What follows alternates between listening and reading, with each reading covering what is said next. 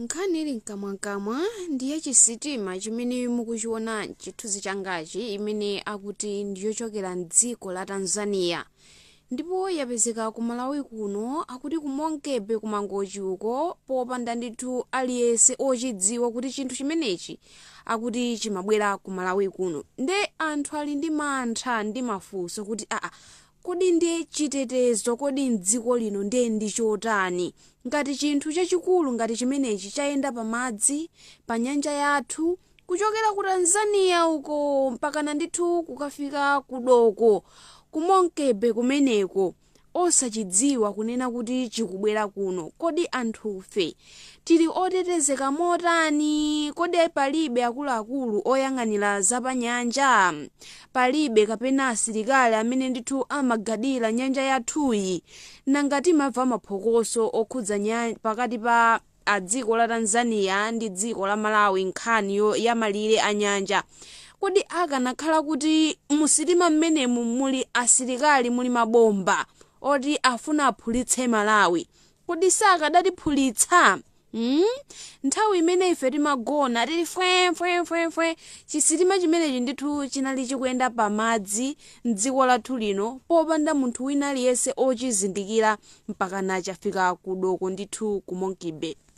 Nde akuluakulu ena oyang'anira kuti nyanja ya Malawi anena kuti sitima imeneyi angakhale kuti sinatsatire ku ati madongosolo ena ndi ena komano akuti yanyamula malasha amene akuyenerekera kuti akatsitsa pamenepa apite nawo ku Balaka. Ndipo anayimitsa pamalo amenewa kamba konena kuti sinatsatire ndondomeko zina ndi zina zimene zimayenera kuti zitsatiridwe ati sitima ikamachoka ku malo ena kufika ku dera lina mmene zayenderamo.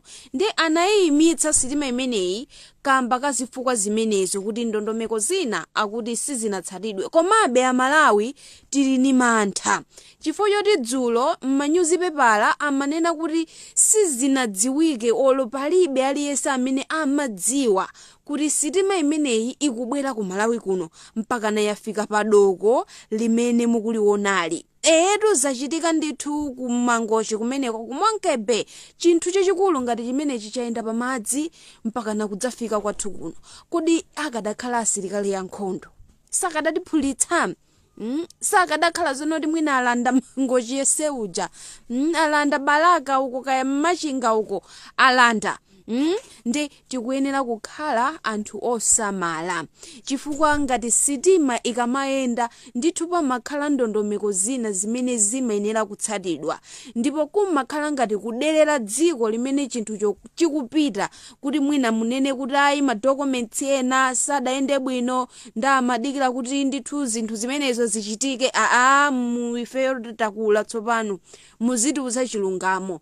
Nchifukwa chake m'maofesimo muli anthu ndithu oti aziyang'anira ndithu azionetsetsa tizikhala ovuta pa zinthu zathu.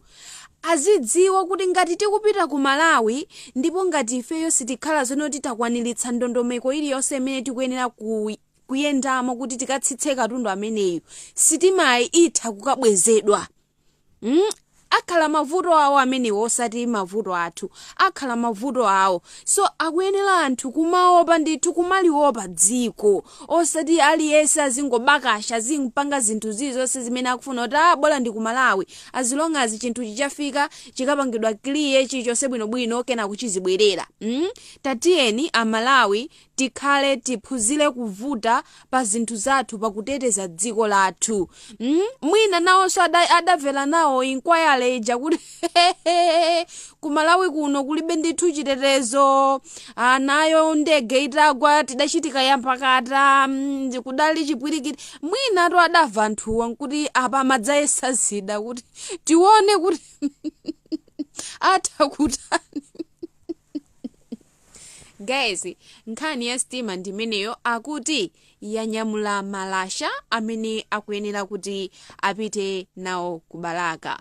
Bye.